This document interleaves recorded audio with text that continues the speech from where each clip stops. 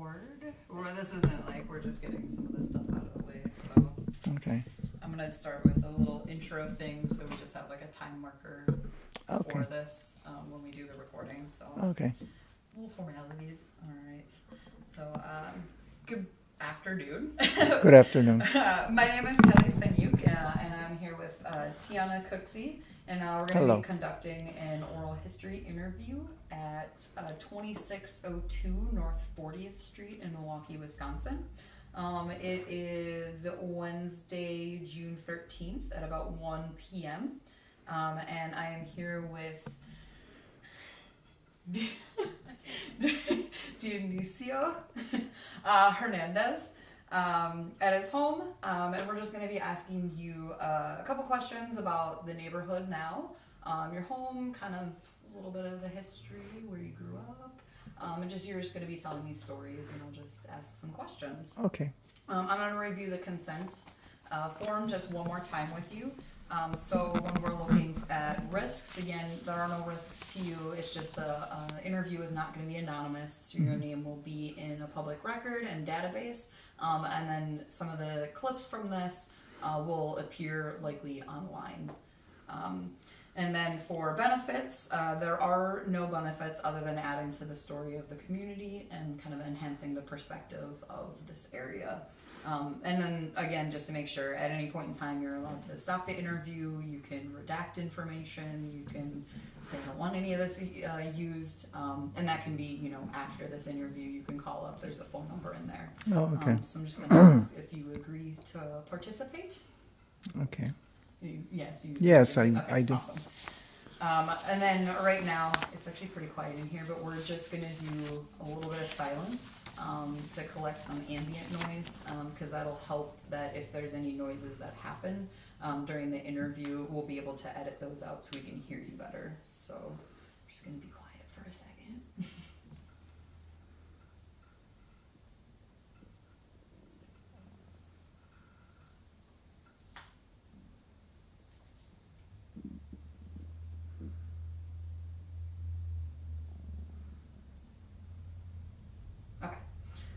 So I will start. I'm just going to ask you to introduce yourself. If you can tell me your age, and if you can state your name, and again, introduce yourself, and then just tell me a little bit about yourself. What brought you to the neighborhood? Tell me a little bit about your story.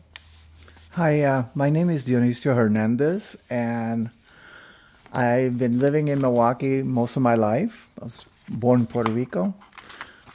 But I've been living most of my life in the north side, northeast side, River West area. I moved to the south side about a couple years back, and I've been living out there. I was living out there actually for about 7 years. And so I had an opportunity to buy my house here in 40th Street, North 40th Street, and I went and took a chance, and I got the house, thank God. And I've been living here ever since. Can you kind of tell me a little bit about some of the neighborhoods before that you lived in? Kind of what I'm going to do is if you talk about that, and then since you've moved here, kind of if you can, what are some of the differences you've noticed from where, because you've lived in a couple different places. If you talk about like River West or the South Side, and then when you moved here, if you've kind of seen any changes to the as you moved around.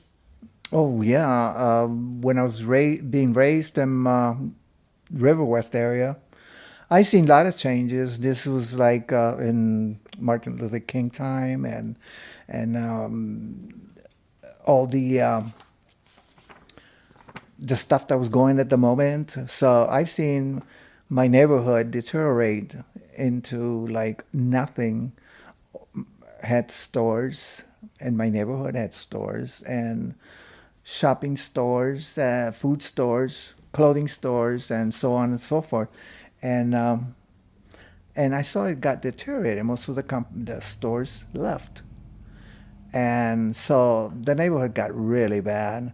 And so I moved to the south side. South side, it was okay. It was pretty good. I really enjoyed living in the south side, actually, because everything was so close by, and it was not much nicer than north side in the moment. And they said I found the house here, and so I decided, well, let me give a chance to the north side again. So I got the house, and I moved out here. Um, with that, I guess being a little bit of an outsider from the community, because you grew up in multiple communities, but you didn't grow up in the north side. Can you tell me a little bit about what it was like moving into this area? Kind of any of the changes? Did you notice anything different? How has it been? I don't know how long you've lived here. When did you purchase your home and how long you've lived here? But yeah, sort of that process. Christmas time I moved. Yeah, Moving to a new community, and then trying to be part of this community. Like how was that? Yes, I got the house finally, and so I decided I wanted to invest in the community, not invest financially, but with my time. So I started being neighborhood watch. So I do neighborhood watch here. And if someone needs help, I'm always here. But the neighborhood, to me, I like the neighborhood. Everybody's for their own, and I'm for my own. You know what I mean? So it's different even because of that. Because I'm new here in this area, and nobody knows me yet. The only people that know me is a few people, and that's it. And I actually really like it here. I like it here. Can you talk a little bit about the few people that know you around here? I guess, are they your neighbors? I mean, can you walk me through, I guess, your neighborhood a little bit? Like, tell me about the area that you live in. My neighborhood across the street, I guess she used to own the house. Yeah, this house, she used to own it. And that's who I bought it from. And I became friends with her. And because she's the one who introduced me to the neighborhood watch. And I'm really grateful she did, because I am understanding right now that not everybody that owns house here live here. You know what I mean? They buy the houses and they rent it and they leave. They don't know what's going on with the houses. They don't really take care of the houses because they don't live here. They don't care about the neighborhood, actually. The people that are taking over for that is the people that live here, that really own the houses here and live in the neighborhood. Not the absentee owners, And so I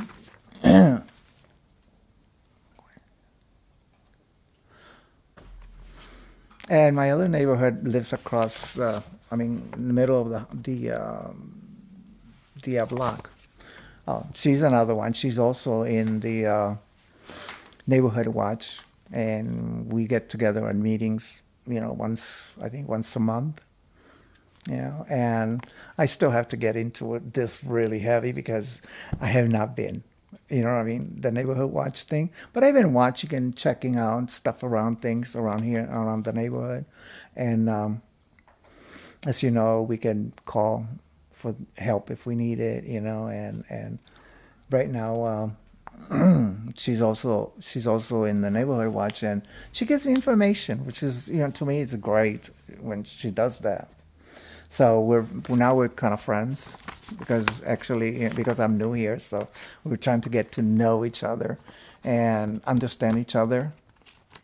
Because most of the stuff that happens is because people don't understand each other. You know what I mean? So we're trying to understand and follow up on things that we talk about. It says, okay, the garbage can, okay, it's in the wrong place. So we try to make it so it gets done, and which is a lot of help for the neighborhood. And I really enjoy living here. Actually, I do. I do. You kind of mentioned the difference between what you've seen as homeowners that actually live in the community and then people that own the home but don't, they just rent out the house. Yes. And how there's a difference of, you could call it care in the house. Yes. Can you describe what you would say was a person that takes care of their home and lives in the community, I guess you'd say looks like, and then one that is one of the renters that you would say is kind of just, they're not part of the community. Can you like visually, or like how do you know? How do I know? My neighbor told me the other day, about a week ago or 2 weeks ago, she had to call in the guy and say, this got to be done because it's not done. I think it was like the grass was not cut. The thing was really high. And because you have a home, you have to take care of it, and the people that live there, they're already paying the rent. You know what I mean? They're not going to rent somebody to come and cut their grass, if this their job to do it. You know what I mean? The people that owns the house, something needs to be fixed, they should come and fix it. They don't. So what does that do is the neighborhood goes down, the value does not go up. If your neighborhood is not right, your value ain't going to go up. So as the community kind of watch group, I guess how do you take care of if someone doesn't cut their grass? Do you end up having to talk to the owner, or do you? Actually, the usually somebody calls the owner, whoever it is that's. If they're in their neighborhood, then they have to call it, because this is the whole neighborhood actually, up in 40th Street, or actually it's this park. Sherman Park. Sherman Park area, yeah, the Sherman Park area, So you seem the neighborhood watch has become kind of a conduit for you to meet people. Yes. What else do you do kind of in the community? I mean, do you when you think about like in a daily interaction, do you walk around? Like can you describe that? Like yes, I have to walk my dog what's around. Your network, where do you like to go in this area? 'Cause I go around the block with my dog and with my bags, my little baggies, so, and she likes people. My dog, she loves people, and so she's always friendly, and people say hello, but it's like that. It's like any other neighborhood actually, and they don't know me yet, as I told you, and so they're a little bit apprehensive about about me because I'm new. They think maybe who is this guy, I'm gonna ask a little bit more. We walked over like the neighborhood and that kind of feel. Since you did decide to purchase this home and come into the community, what really got you excited about, like, why did you choose this home? This home? To me, I always love older homes. The I'm losing that word. Architecture of the home is beautiful. I mean, the old days, they designed homes that they were beautiful. And if you keep it up, you always look beautiful. That's my thinking about this home. To me, it's a beautiful home. All the beautiful brown wood and, nice woodwork. Because, artisans they're not doing none of this anymore.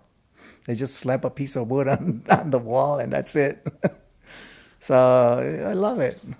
So yeah, what have you done? Have you done a lot to this home since you moved in? Well, actually, it's been being painted. The house has been painted at the moment, and the only thing I got is the hallway, the entranceway needs to be done, and my bedroom and my office bedroom, and that's about it. It needs to be painted. The kitchen is painted. Actually, I need a little bit more red on the corners, so needs a little bit of that.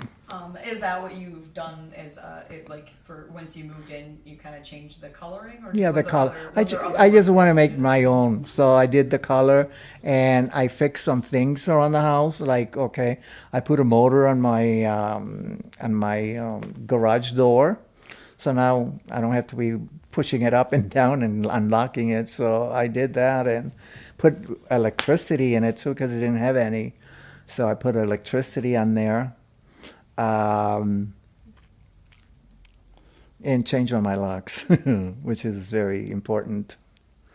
But yeah, it's a good home. I guess I would say, look at, because you are, kind of mentioned things about safety. You know, it's a network. Neighbors look out for each other. How do you feel in this community, as opposed to others? Well, I feel safer, even though all neighborhoods have problems, especially nowadays because of the economy or this or that. The neighborhoods cannot be the same as it used to be years and years back. It's the economy don't help, and you know when the economy goes down, the neighborhood goes down too, and areas of the neighborhood goes down too, and so. We've had a couple other residents we've talked to that live on the corner of the street. Can you tell me if there's how do you feel about that? Do you like what I just benefits, downsides? Just the corners, living in the corner. Okay, living in the corner. In the beginning, I really didn't care for it because all the kids would come up to my porch, but I just like, okay, they're kids. I did the same thing when I was little, you know what I mean? So don't talk bad about the kids because of that. So I figured, no, let me not say anything because the kids are the kids, you know. And so I didn't like that part. And also my back of the house right there, it needed a fence. So I put the fence up. Well, that's where I keep my dog during the daytime. So with my door open because I don't want her to stay outside too long. So it's difficult to have cut all that grass, wintertime, all that snow. But, you know, it just got to be done, so I do it, you know, and it's not bad. You talked about the kids in the neighborhood. Are there a lot of youth on the street? Oh, yeah, there is. Oh, yeah, this is a family neighborhood. You know, this is a family neighborhood, so there's a lot of kids. And besides, I got a school back there too. So, but it doesn't, you know, I don't mind. I don't mind. And living in the corner, I have more land. So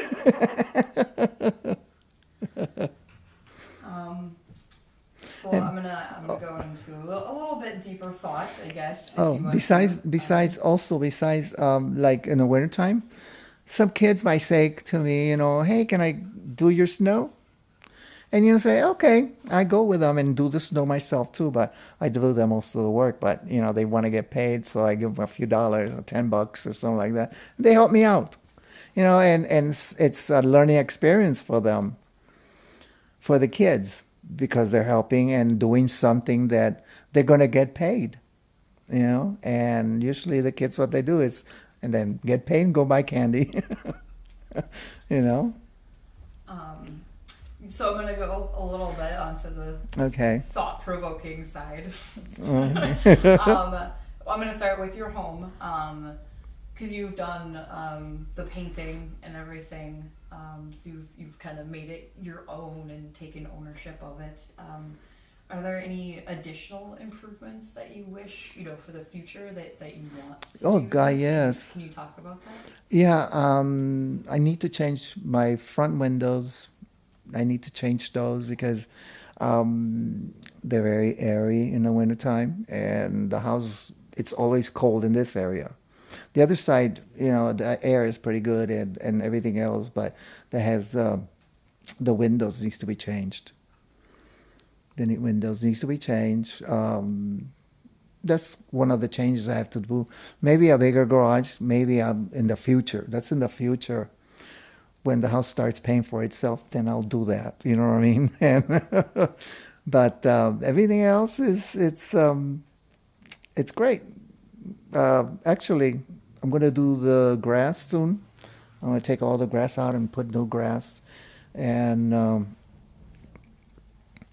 try to clear the area. You know, I mean, like the bad weeds out of the grass and stuff like that. And but the front, I need to do that. Get all the bad weeds out. But yeah, that's the most improvement I've been doing, and I've been thinking. Call me crazy. I've been thinking. I've been thinking that remodel like the bedrooms and like the kitchen and bedrooms, and maybe make a second floor instead of just living on the bottom, and just maybe have one room, the office down there, down here with the bathroom, and then upstairs the bedrooms and bathroom, because I need to make a bathroom up there too. That's immediate. I need to do. Do you do a lot of this work yourself? Or- Yes, I mean, yes.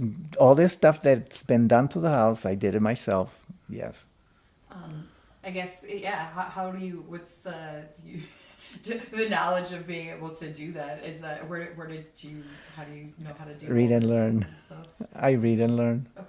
You know what I mean? I read, and like I have a house in Puerto Rico. Okay, and out of just walls, I rebuilt it myself, and I did everything to it.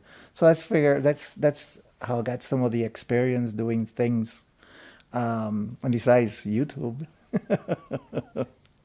that tells you how to do it the right way, actually, because I know I probably didn't do it the right way the first time. So you still have a place in Puerto Rico. It sounds like you have. Yes, time. but the hurricane just blew it away. It was where I was born. My family gave it to me after they passed on. So I still got it down there, and I just don't get rid of it because of being born there and my family. You know what I mean? So What brought you to the States and my family, especially my Wisconsin? my family has been here for 1,000 years. My family's been, most of them been born here and or lived here. You know what I mean? Or brought in. My dad came up here first, and then we followed. You know, and we lived on Garfield Street, and that's where I was raised till I was like, I think it was like 9, till like 9, and then I kept moving on the areas. You know. Is your back? I guess kind of what else did you do then as an adult? And because you said you moved around a couple places, what did you? If you can describe. Oh. Like I said, you're pretty handy, and sometimes that's like a knack. You can learn things. I just don't know if you were ever like worked in a trade or anything like that. Or what did you? No, all I've been doing is cook. Either I'm cooking, or I'm working in the diet office, or working at the casino. You know, I mean, regular jobs. But I am a barber, but I don't use it because I got tired of barbering. You know, I got tired of it, and I I got tired of pushing people. You know. It's really cool. That. Yeah. Talked about the childhood a little bit and everything. I'm gonna go back a little bit into the community again. What is your favorite space, I guess, in the community? I know that you talked about on the south side you liked it because it was walkable, and kind of everything was in that area. Do you feel the same, or if you do walk, like, do you go to a specific place, I guess? No, this neighborhood is. I walk it too, and to me, it's everywhere I go. One thing is, for some reason or other, I get the right place to go. I don't know why or how, but I always end up in the right place, which is to me, it's like somebody's watching over me. You know, I moved to the south side. Everything was simple here, there, and everywhere else I had to go. I moved here, and it's like, okay, I can go that way fast. I go that way fast. I can go that way fast. You know, and it's for some reason I'm going to the right places. You know. What are the places that you visit if you go? You said you go that way. You go Yeah, that if way. I go that way or that way, south side. I have to take 175. I'm there. I take 40th Street and go down, and I get downtown. Go that way to 35th Street, and I go to the ball game. You know, the casino's that way too. You know what I mean? So it's to me, it's still a simple place to live. You know, it's a simple place to live, which is to me very important. And simple meaning traveling, living, and actually, you know, then I noticed that I haven't gotten any allergies out here. I don't know, maybe I still got the allergies, I don't feel it, or maybe something, you know. I've kind of asked during other interviews, since you are outside doing stuff, what are some of the sounds or smells and things that you notice on the streets? I try to do like a little ambiance, like what's it really like if I was to sit on my front porch, like Oh.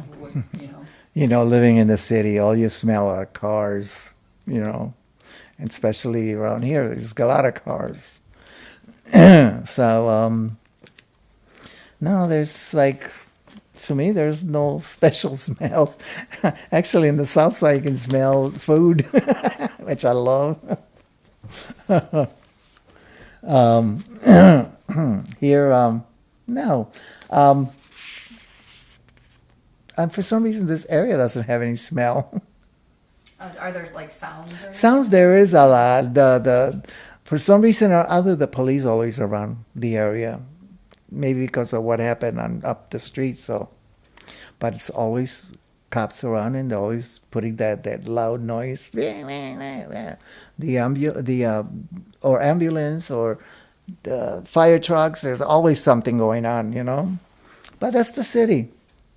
You know, that's the city. And once in a while, you will forget that there's noises going on, and you will not hear it no more. You know. So it's no smells, nothing special, you know. And then kind of gonna go to the other, keeping on the community side. I asked you about home improvements, but what would be something that do you think is missing in this community, or would you hope? You know that I have not missing in the community. You know that I have not been thinking about that yet because I just moved in. But I think the community is doing fine. But it thinks it needs like youth center or something that kids will go all the time. You know, somewhere that's very nice for the kids. Something that they could go and enjoy themselves without being like yelled at or looked at upon, you know, and taught something, you know, and that's what's needed actually. That's one of the most things that I've been looking at, because, you know, keep a child moving and they'll be a good child, you know. Is there stuff that things that you had down on the south side that you kind of wish, you know, if there's things like restaurants or grocery stores or anything like that, like are you able to stay within this community? Actually, that's one thing that I have to do is start staying in the community, because the only reason I've been going that way, you know, to the south side is because I didn't know the area. I just found out there's Pick and Save right there, about 3 blocks from here. You know, and I'm finding out there's more restaurants on North Avenue here. So it's things that I have to find out. And I've been doing that. I've been doing that because, like, I found out the pick and save right there. I got to find more stuff, and I found, I think, the hardware store, because otherwise I would have to go way in the south side. And no, I don't want to go all the way out there. And Home Depot is down here on Capitol, so past Capitol a little. So you are finding actually that a lot of the things that you do need are actually They're actually here, and I just have to find them out, you know. I'm trying to see what else do we want. We'll do this one. What so far? Because I know you said you've only lived here really since like Christmas time, so about 6-ish months or so. Something like that. And obviously we know that like probably a month or two of that was actually just trying to get set up. Oh God, yes. What so far is your, I guess, is your favorite like part about the community, you know, or like favorite memory that you've had thus far, you know? It's This a short community, time, but, like, yeah, what's yeah, it's stuck a in your short head? time. No, to me, it's just like fixing my house. It's about it, you know, at the moment, because I just moved in, so I mentally I'm trying to fix the house in my mind and then fix it up, you know, looking at things that needs to be done and do them, you know. Do you, I guess, because kind of linking that back with about the taking care, you know, the ownership side of the home, is that do you think that's the way that you kind of, that you can improve the community, like taking that ownership and fixing this up and making it a space, you know, is that, I guess? Yeah, I'm making it a better space. Yeah, is that, you know, is that something that you think is important, like that's how you... Well, actually, people live by what they see, you know what I mean? So, I think if they see the house looking great or good, or at least very nice, or something close to that, they'll see it and say, oh, my neighborhood's cleaning the area. I should do the same. You know, even though it's still, the kids will throw stuff around, you know, and it's like, that's another thing too. But it's okay. It's okay. They'll see that the people take care of their house, and they'll take care of theirs too, you know. And then, Because you know, with that, the reason, if your house looks good, they know that their house is going to look good, and they're going to make more money. Because if they don't make no money, then that means their house is no good. You know, it's all financial. Everything is financial. You know, so it's that's it. You know, it's all financial actually. If you want something to raise the value of your home, then you fix it up, and you do this and you do that. no, I can't remember if on this block, there's been a couple other, places with, kind of the vacant lots or the foreclosed homes and all that kind of stuff. Oh God, yes. Kind of asked residents, how does that make you feel? And like, how do you, I don't know if on the south side you had that, you know, in your community, but how is that kind of, To has me- that shifted and changed maybe the way that you It feel, doesn't or- look right having empty houses or empty lots. I think if the lots are there, they should give it to the next person that's taking care of their own home next to it. I think that should be done so they could take care of it too, because they're not taking care of it at the moment. Nobody taking care of it, you know. We have right there, we have this one, it's just overgrown with weeds. and that does not help with the community. Does not help with the community at all. And on here on 40th Street, we got empty homes. They're vandalized because they're sitting there, and you know, kids will be kids. You know, they'll destroy the window, which is already done. It needs to be fixed. This gotta be, either give it to somebody or tell them to give you $1 for it or something. Excuse me. or give you $1 for it and you give them the house. You know what I mean? With no payment or any kind, just pay the bill and pay the bill, and that's it. But they're empty and nobody's living in them.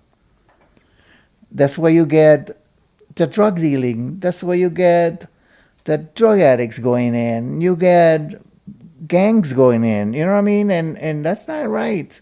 Even dead people probably find in one of those houses. You know, you don't ever know. I've lived in the city all my life, and I know what goes on, and I understand it. But it needs something to be done.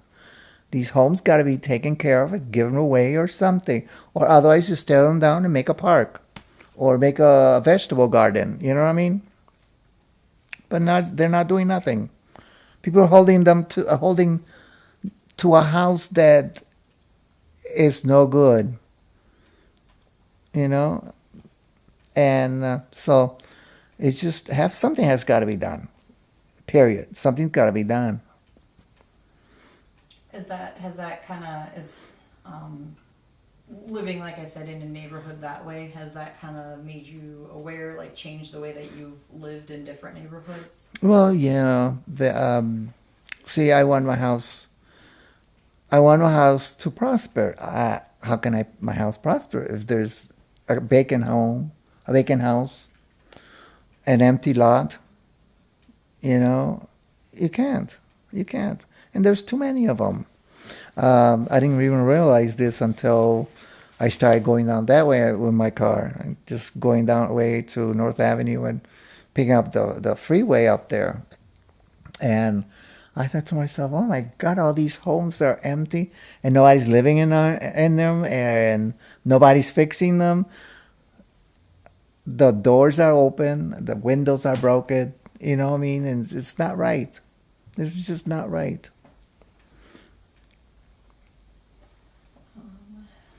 Not sure, Tiana, if you had any other kind of things that I think we covered most of the stuff. So I'm just gonna I do have a few yeah, questions. go ahead. I know that you mentioned, like we talked a lot about safety in this interview, and you mentioned changing the locks on your doors was very important. Could you kind of explain why you feel that way? Oh, to feel that way? Okay. Every time I go to a new home, doesn't matter if it's rental, I always make sure I put insurance, and I always make sure that I change locks. You know, so this is just a thing with me. But besides that, people should change their locks, because you don't know how many people got that lock, you know. So that's a must.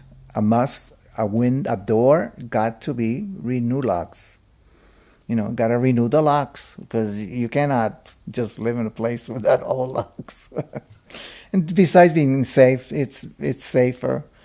Besides being safer, it's always needed, you know, and it's a must all the time. To me, it's a must. And then could you describe some of the things, our main thing that we want to talk about this summer is care and how people care. So could you maybe talk about some of the things that you care about? Meaning? So I know you talked a lot about how the South Side, I feel like that was maybe your favorite. Not really. No. The South Side was not really my favorite. To me, at the moment, I don't have no favorite. To me, my favorite is where I'm at. Mm-hmm. You know what I mean? My body tells me, hey, this is my favorite. Okay, it's your favorite. But how long? Okay, doesn't matter. As long as you're there, it's your favorite. You know?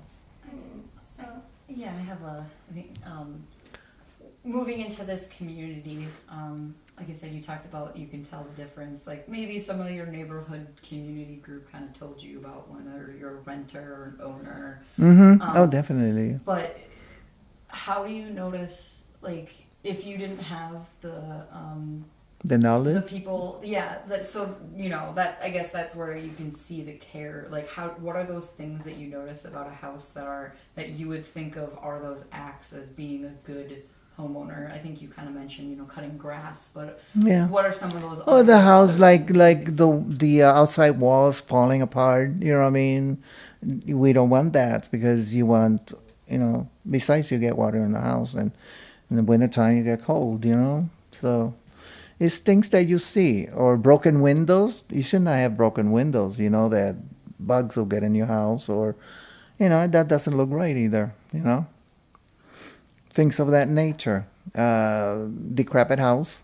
If a house is like the windows are like this, you got to get rid of them. Which is the owner's job to do, not the renters. It's the owner's job. That's why they get security. Have you noticed, I guess, again, I know that you're new to the community, and you're kind of forming that social network, but have you kind of heard about or anything like that about kind of the social interactions of like care, or like, have you noticed people kind of taking care of each other? Like, the neighbor goes over and does something, or you talked about the kids in the neighborhood helping you with shoveling. Mm-hmm. Have you noticed that, other ways? No, I haven't, because because I've been working in the house, and so I'm all locked up, and I try to keep the heat out, because that's why I got the windows closed, just to keep the heat out from the summertime, and in the wintertime it's to keep the cold out, so it's all locked up all the time. And so, no, I have not. I have not at all. No. All I've seen is people throwing garbage in my parking, my area. That's about it. But kids, but they're kids. It's like I told you, and I don't care. I pick it up.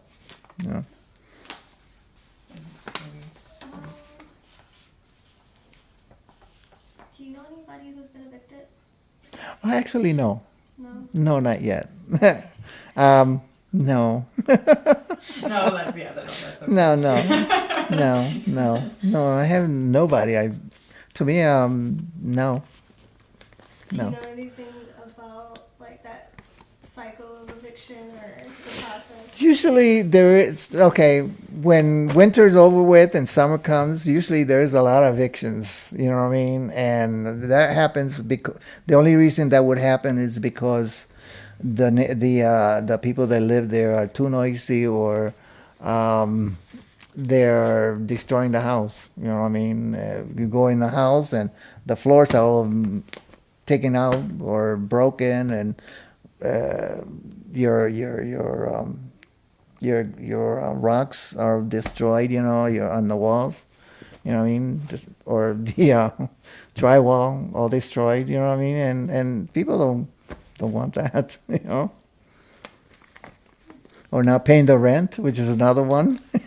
I notice people that owe rent for, my God, 3 months, 4 months. It's not $2 or $3. That's $1,000+, And I don't think people should be living that way. If you can afford a house like expensive, to me, if I could not, I don't want to talk about me, because I really don't want to talk about people, but to me, if I cannot rent a home that it's nice and everything else, it's very expensive, I would take that other home that only costs $200, and I'll fix it myself, and I'll live there. And I even tell the owner, hey, I'm fixing the house.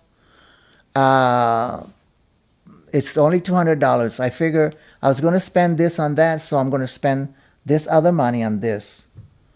So I fix the house the way I want it.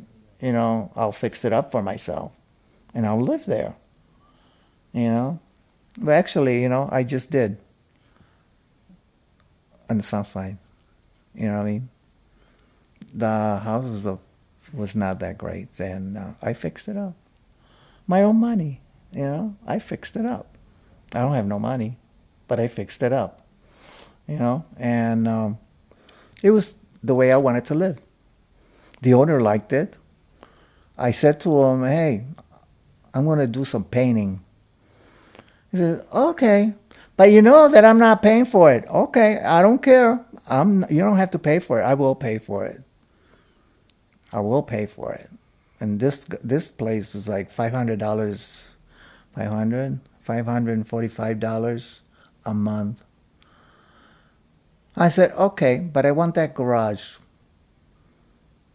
So he gave me the garage too. And I painted the house.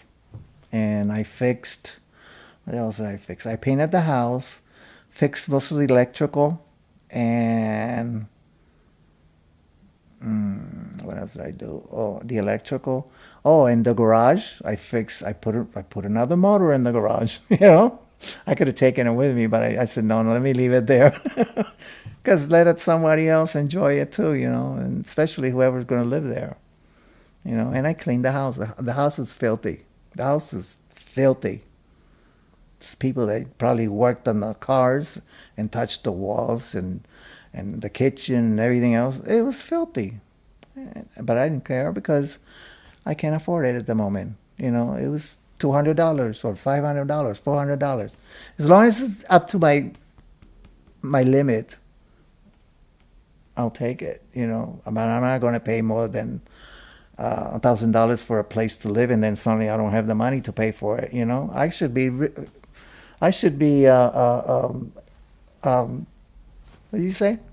Architect? No, thrown out. Oh, Yeah, you know, and to me that's the way I feel. So that's the convictions around here. Well, the way I feel actually. So So I have one other. evictions, yeah.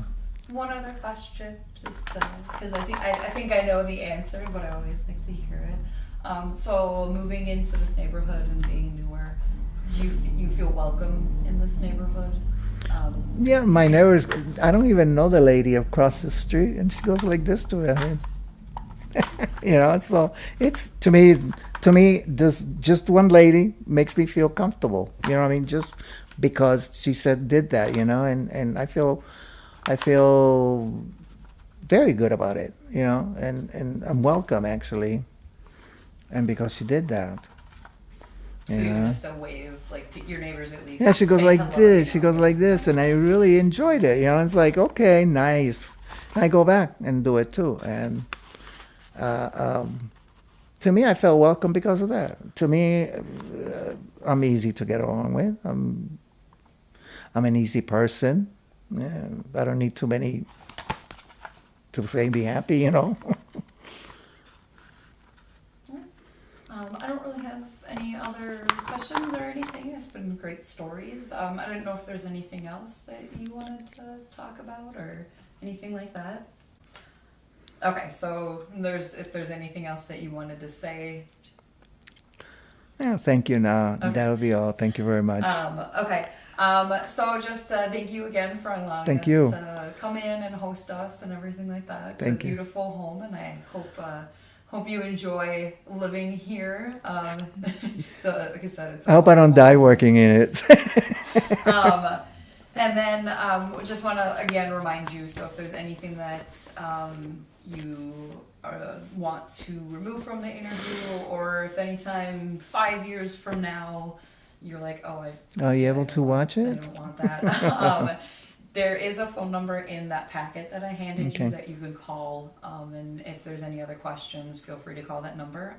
Okay. We do have kind of what we call an open house, so if you're ever interested in what we're doing, what we're talking about, off of Sherman and North Avenue, it's the old Finney Library. Oh yes. It's on that intersection.